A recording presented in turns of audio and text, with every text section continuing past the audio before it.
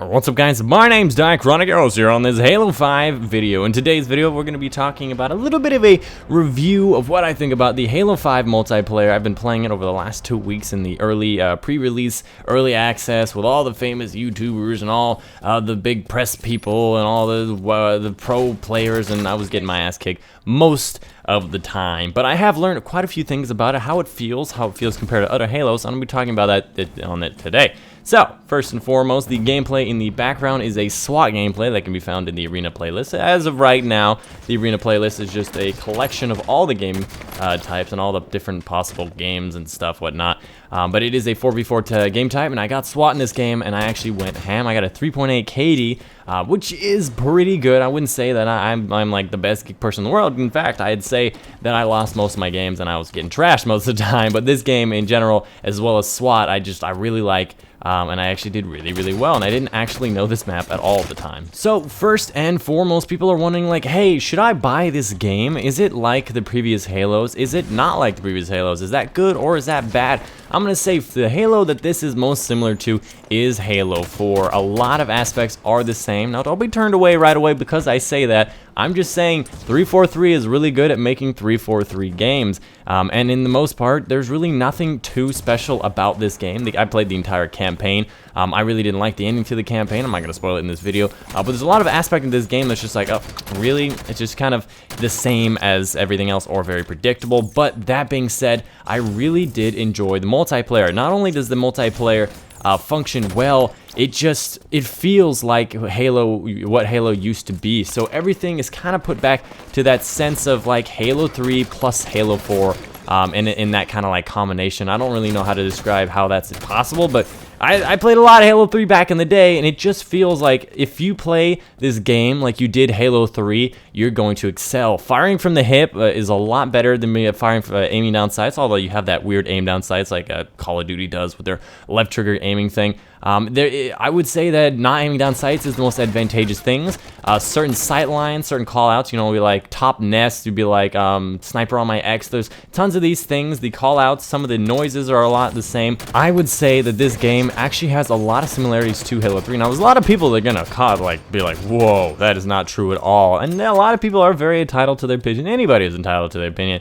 But I'd say that the multiplayer in this game excels a lot better than the Halo 4's multiplayer excelled, and I think that's something that it should be well known for, because this multiplayer, it works, it's fluid. I didn't have a single bit of lag when I was playing, but that might have been just for the fact that it was pre-release, so nobody really had the game, and none of the servers were really active. There was very few servers, so that could be like obviously biased to the situation that I was talking about, but I find that it runs very fluidly. I'd have to see on launch to see what kind of lag it takes, because lag is usually what dictates whether or not I like a game or not. I'm sorry, it just so happens that's what it dictates. That's what happens with me. Some of the new things that were added, obviously you have new maps. I did not see very many maps that were the exact same as the previous one. Obviously there is Truth or Heretic. I think it's called both of them, like Halo 2, Halo 3 map. That big circle or purple map with the ups and downs. There's like 2 versions of that exact same map. Of that map in 2 different versions, 2 different maps on it. But other than that, there are a lot of different maps, nothing we've ever really seen before. A lot of maps that actually weren't the same as the campaign at all, so it wasn't just copy and paste. Some of the decor was very similar, but not really the same. Some other new aspects, the shoulder charge as well as the ground pound. The shoulder charge is kind of like the shoulder charge in Destiny, where the Titans, you sprint after a while, you get little brackets on the side of your middle of the screen, and then you can do the shoulder charge, which technically does a little bit more damage when you hit an enemy, but will not actually kill anyone in one hit. It's not an actual shoulder charge from Destiny. And of course the ground pound, if you jump in the air and you actually hold down the melee button, it creates this little circle below you, and you can ground pound somebody. If they've taken a little bit of damage, most likely they are going to die from that ground pound, which actually is a very useful thing that I have not used very often. I've seen some other people use it to great avail, and I would highly recommend it. It's actually a lot of fun if you can land it. And it's actually very simple to actually hit people with. So if you get in the air, it's actually not that bad when you're actually trying to do it. I found that if you have a team working together,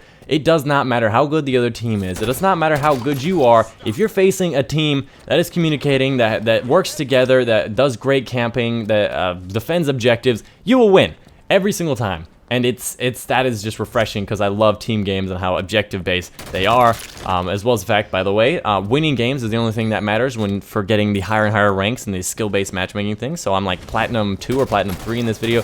It goes from 1 to 5 and then moves up to the next one, so it goes like bronze, silver, gold, platinum, diamond, then something else, and I think there's like champion, master, or something. So I did go up to Platinum 3 in this game. You can see I have a little arrow, and I got 3.8 KD, so that's pretty cool. And all that stuff. All in all, I'd like to say this is a pretty good game. I would say it's definitely better than Halo 4, but in my opinion, Halo 3 and its novelty at the time and how early in its cycle and the date that it came out, I'd say Halo 3 is better than this game. But the multiplayer is something that's going to be fun. If you are a Halo fan, I recommend picking it up because it is the next installment and it actually is pretty fun. But anyways, that's the video for you guys today. Hope you guys did enjoy. If you did like it, make sure you maybe leave a like down below. We're going to be trying to get 2.7 likes on this one. So if we can get like somewhere between 2 and 3 likes, I will be absolutely happy, and that would be amazing. Share this review with some other people. You can see some SWAT gameplay and all that stuff. I'm really proud that I actually got above a 1 KD, and then I actually got a 3.8 KD, so that's pretty cool,